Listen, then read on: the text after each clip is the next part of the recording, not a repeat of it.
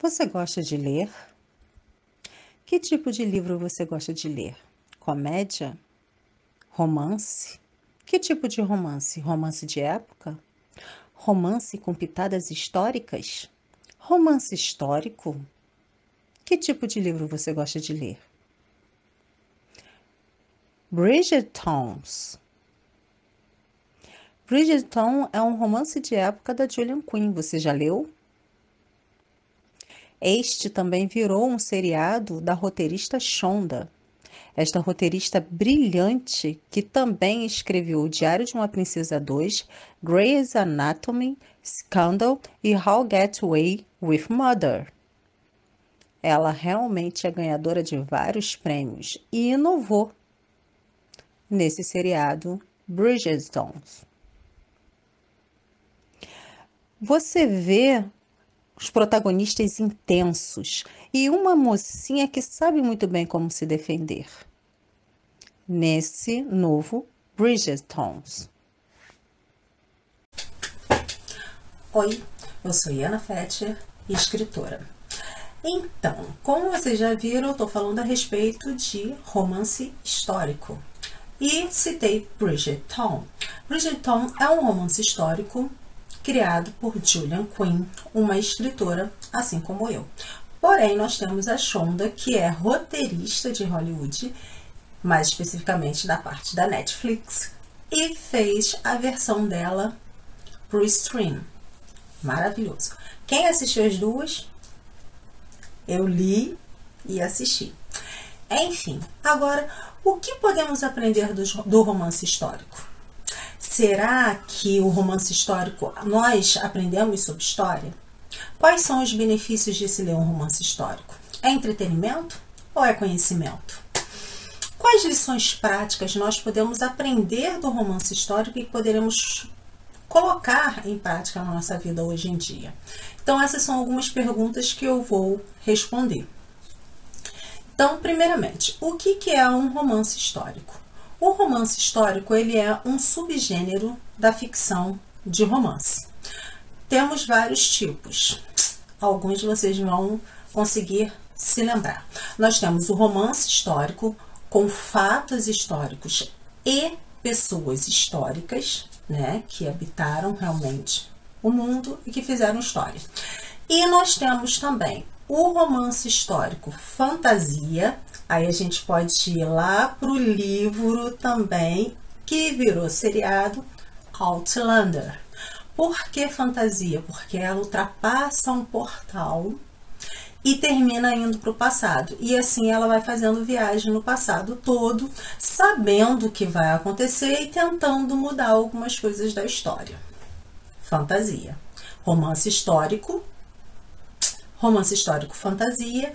E a gente tem o outro romance histórico, que é de um outro livro que eu amei o filme também, que se chama Bastardos Inglórios. Bastardos Inglórios é um outro romance histórico, só que em que vertente? Na vertente de como teria acontecido, como seria o mundo hoje em dia se as coisas não tivessem sido daquela maneira, tivessem sido de outra.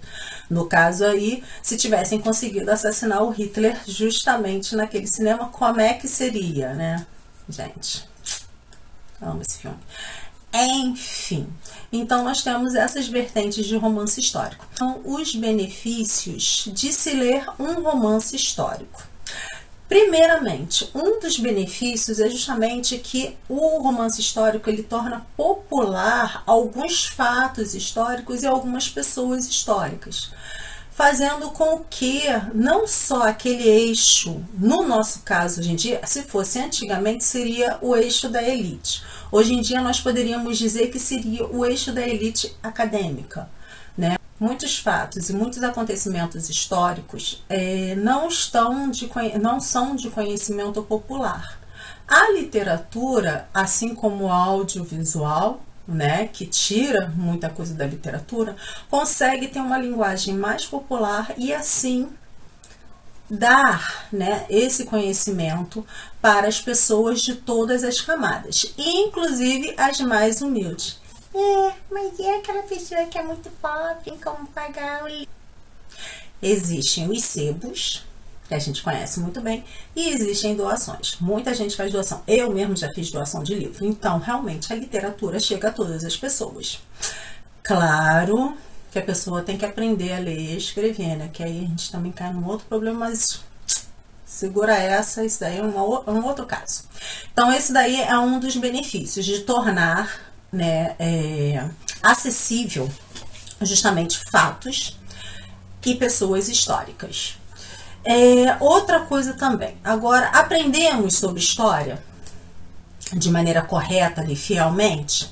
Às vezes sim, às vezes não, porque nós temos a licença poética, a licença artística, né? Então, por exemplo, como a gente já viu, Bastardos Inglórios mudam o rumo da história, mas você aprende sobre história? Sim, porque você está aprendendo o modus operandi dos nazistas, você está aprendendo toda aquela estrutura e toda aquela coisa horrorosa que era daquela época, a tensão, o assassinato das pessoas simplesmente por ser judias, e etc. Então, você sabe um pouco a respeito daquela época histórica, mas não necessariamente ela conta a história veridicamente, mas você tem aquele conhecimento. Temos o fantástico, né, no caso do Outlander, que, por exemplo, ali eu aprendi muita coisa mesmo sobre a Escócia antes do domínio inglês, né, sobre aquelas castas todas, né, que realmente depois, quando eu fui fazer pesquisa, realmente existiram. Então, tem fatos históricos, só que aí é ligada à fantasia, entendeu? E tem aqueles que são biografias, mas que também tem a sua licença poética. Quer ver um seriado que eu assisti? Foi os Tudors, né? Que é justamente o último Tudor, o penúltimo Tudor a governar a Inglaterra, foi rei Henrique VIII, o pai da rainha Elizabeth I, né, que foi a última Tudor. Então ali você sabe de muita coisa histórica e conforme eu sou nerd. Então, conforme eu ia vendo o seriado, eu ia pesquisando na internet a biografia histórica de cada um dos personagens lá para ver o que realmente iria acontecer, né? Spoiler puro, né? Aí depois eu assistia e via que realmente algumas coisas aconteceram exatamente como era, como realmente aconteceu na história, e outras não, mas são poucos detalhes, eles se ateram bastante à história.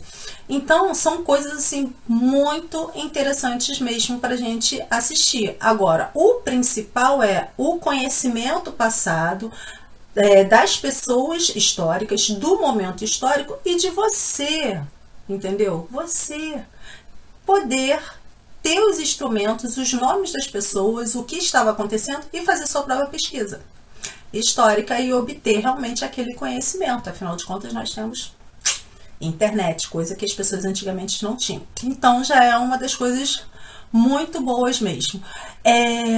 Uma outra coisa também muito importante.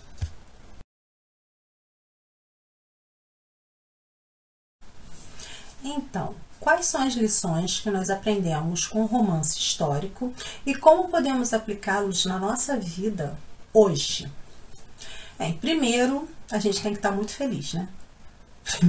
Primeiro benefício e lição seja muito feliz, esteja muito feliz, independente de quem você seja, branco, preto, mulher, criança, porque a vida era ruim, pobre, né? Classe média, a vida era ruim para todo mundo que não fosse branco, rico e assim, da extrema elite, entendeu? Mais especificamente monarquia mesmo e burguesia, mas a mais alta de todas. Tem até umas passagens históricas em que, por exemplo, os pinguins, né, saíram, não pinguins, não são pinguins, os pinguins, tá? Saíram da Inglaterra, apesar de serem elite, terem muito dinheiro, porque eles tinham que cheirar as fezes e as urinas do rei e dizer, tá cheiroso. Então, enfim, a vida hoje em dia é bem melhor para todo mundo. Para uns mais do que para outros. Não, o primeiro benefício é esse. Esteja feliz por estar vivendo nos tempos de hoje. É a primeira lição que a gente tem histórica e a primeira coisa que a gente aplica na nossa vida. A segunda é memória mais resiliência. Para mim, essa é uma das mais importantes. Eu sempre digo que nós temos 3 maneiras de se adquirir uma memória para que a gente possa aplicar resiliência.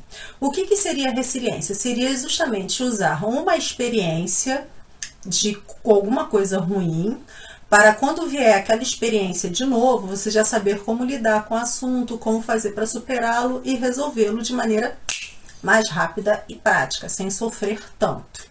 Então, essa resiliência vem através de memória. Quais são essas 3 memórias que eu sempre falo que existe? É a sua própria memória, né? Ou seja, você já se ferrou antes e agora você já sabe como não se ferrar. A segunda é a experiência de terceiros, que aí você ouve através de fofoca, através de um amigo pedindo ajuda e você sabendo como lidar e ajudar esse amigo a resolver aquele problema. E a terceira é justamente a parte lúdica, gente. Que parte lúdica é essa? Livros. Livros, filmes, até mesmo música, né? Visto que em música geralmente conta aquela história de como se encontrou o rapaz e tudo mais, as românticas, né? Quando se encontrou o rapaz, as merdas que ele fez e você não perdoou e deu uma volta por cima, encontrou outra melhor. Você tá entendendo? Então, tudo é desse jeito que a gente encontra essas memórias. Então, através da literatura, a gente também adquire essa memória. A gente tem algumas situações ali, mas aquelas situações do passado. Sim, mas nós, seres humanos, temos a mesma estrutura do passado. A gente continua vivendo em sociedade, continua tendo chefe, continua tendo companheiro de trabalho, continua tendo pai, mãe, graças a Deus, pai, mãe, marido para quem quer. Quem não quer já sabe todos os perrengues que sofreu lá e que hoje em dia, de maneira mais amena, mas sofre também um preconceitozinho. E assim vai. Entendeu? Então você já cria já aquela resiliência, já sabe mais ou menos o que pode acontecer e como você pode lidar com algumas situações. A outra, por exemplo, então, uma outra coisa também muito importante sobre a literatura do romance histórico. A gente fica sabendo sobre as mudanças também na sociedade, quais foram aqueles livros que realmente influenciaram. Por exemplo, A Cabana do Pai Tomás. Né? É um livro histórico muito importante de ser lido, porque foi o primeiro livro abolicionista que impulsionou a abolição, né, os movimentos abolicionistas nos Estados Unidos. E também aqui no Brasil, a Escrava Isaura, que também funcionou, deu uma força, um gás também nos movimentos abolicionistas, fazendo com que mais pessoas da sociedade se sensibilizassem com as condições desumanas em que os escravos passavam. E assim teve uma mobilização popular para que houvesse a abolição da escravatura, tanto nos Estados Unidos, que terminou na Guerra Civil Americana, como aqui no Brasil, que foi uma coisa mais diluída, mais light, mesmo porque Pedro II esteve com Ulysses Grant em 1880 alguma coisa, não me lembro direito, mas mais tarde a gente fala um pouquinho mais a respeito disso, e viu o que tinha acontecido lá e tudo mais, então fez uma coisa um pouquinho mais amena. Aliás, Pedro II tem muita coisa interessante dele com respeito à abolição dos escravos e tudo mais, mesmo porque Ulysses Grant era de uma família abolicionista, né? Ele foi um general da Guerra Civil Americana que ganhou o Robert Lee. Eu estou falando de história americana, voltando aqui à nossa vertente. Então nós temos isso, né, os movimentos abolicionistas. E também, qual outro livro histórico? Nós temos o Diário de uma Menina, né, que infelizmente terminou não escapando, né, mas o Diário de Anne Frank também é muito importante e vem mostrando para nós hoje quanto que a intolerância, o racismo, né, que também se enquadra, né, o ódio aos judeus também se enquadra dentro do racismo, né, junto com toda e qualquer coisa que seja segregação e ódio, né, gente? Ódio é contrário do amor, é contrário de tudo que é bom, de que é Deus, de tudo que é bom. Enfim.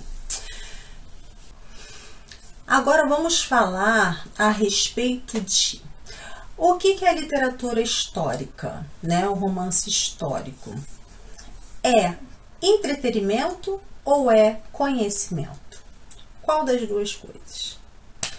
Na realidade, são as duas coisas. Porque se a gente for desde os primórdios da humanidade, lá atrás, antes, né, de Noé, lá no tempo das cavernas, né, e antes de Noé, como eu já falei, como é que era passada a história do seu povo, né, a história da civilização, né, era passada através de duas coisas. Ou da arte, né, como nós já temos, né, as artes da caverna, que a gente ficou sabendo mais ou menos como aqueles humanos lá no primórdio viviam, através de desenhos, que vieram a dar hoje em dia as pinturas, né, que são as artes. Depois a gente vê a parte, depois ou junto, né, eu já não sei muito bem, mas a parte também de se contar história. Então, a literatura nada mais é do que um conto de história através da escrita. Então, o que acontece? Nós temos, por exemplo, antigamente, o que se fazia? Os sábios, né, de cada uma das tribos juntavam aqueles jovens, geralmente, né, eu gosto de falar assim, né, porque é o que eu imagino, né, geralmente, né, em volta de uma fogueira e tudo mais, e começava a contar aquelas lendas, as histórias dos grandes reis ou dos grandes guerreiros de sua tribo, né? Aqueles que saíam porque nós estávamos precisando de alguma coisa, conseguiram resolver tudo e depois voltaram e libertaram ou deram aquilo que o povo necessitava para sobreviver. Literatura, história, entendeu? Então, o que se passava ali? Duas coisas. A passagem de conhecimento para as outras pessoas, né, pelos mais sábios, e 2, o entretenimento, né, porque a pessoa fica imaginando, fica viajando, já se imagina ali, já, você está entendendo? Então, são as duas coisas, né, tanto entretenimento como conhecimento também. Agora, como é passado hoje em dia esse conhecimento em forma de entretenimento? Hoje em dia a gente está muito bem. Por que nós estamos muito bem? Porque nós temos os contos, nós temos a literatura, através de romances e tudo mais, temos os quadrinhos. Gente, quadrinhos! Ou vocês acham o quê? Que os 300 de Espartas vieram de onde? Veio de uma revistinha em quadrinhos. E os 300 de Espartas realmente existiram, realmente tiveram aquele conflito com a Síria, né, com o rei Xerxes. Inclusive, esse rei Xerxes a gente não tem bem o conhecimento, né, dentro do livro e também do filme, né, se esse rei Xerxes era o pai ou se era o filho, visto que os dois tinham o nome Xerxes, mas tanto o pai como o filho Xerxes também tem no livro de Esther na Bíblia. Tá vendo? Muita história. Claro que com a licença poética e artística, tanto do que escreveu os quadrinhos como do que fez o filme, o roteirista. Outros também que nós temos biografias, nós temos dramas passados na televisão, animações, desenhos, sim, muitos desenhos. A gente tem, por exemplo, o desenho do Hércules, né? Mitologia grega, que conta também muito da história da Grécia Antiga. E um que eu gosto demais, que quase ninguém acho que percebe, eu ainda não vi ninguém discutindo, aliás, eu vi só um canal discutindo a respeito, mas fazendo um paralelo sobre como é que era a visão, né, preconceituosa das pessoas de antigamente e de hoje em dia. Só que o paralelo que eu vou fazer é completamente diferente. O Pica-Pau e o Pernalonga, por exemplo. O Pica-Pau, gente, música clássica, que aí eu tenho que realmente falar que música clássica seria realmente só para o pessoal da elite. Só que música clássica chegou até mim através de quem? Do Pica-Pau, do Pernalonga, o Barbeiro de Sevilha, gente. Também tem até aqui o nome, eu vou até ler, ó, Chopin Bolognese. É linda essa música, é no piano, é do Frédéric Chopin. Beethoven, Mozart, entendeu? Todos esses grandes clássicos eu aprendi através de desenhos, tá vendo? Entretenimento e conhecimento juntos. Isso sim é que é, na realidade, a cultura.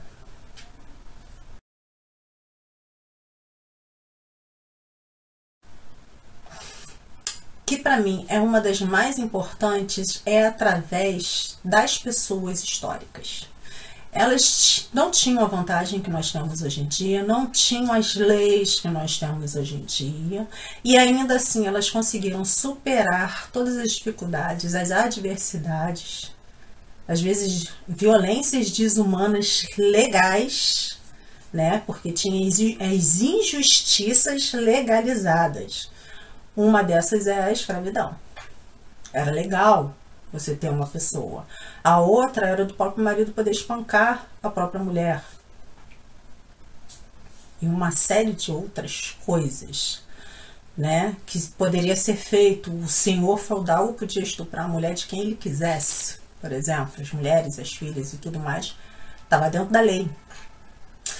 Então, como essas pessoas conseguiram superar todas essas adversidades, vencer na vida e alcançar os objetivos dela, né? Muitas delas, os objetivos eram justamente ter liberdade, não ter o direito de não sofrer nenhum tipo de violência, ter a sua própria casa, conseguir superar, ter a sua independência financeira e etc. Então, se aquelas pessoas do passado, com aqueles perrengues todos, conseguiram as coisas que elas precisavam, que elas queriam para poderem ser felizes ou pelo menos amenizar um pouco, né, a vida que elas tinham, nós também podemos fazer a mesma coisa.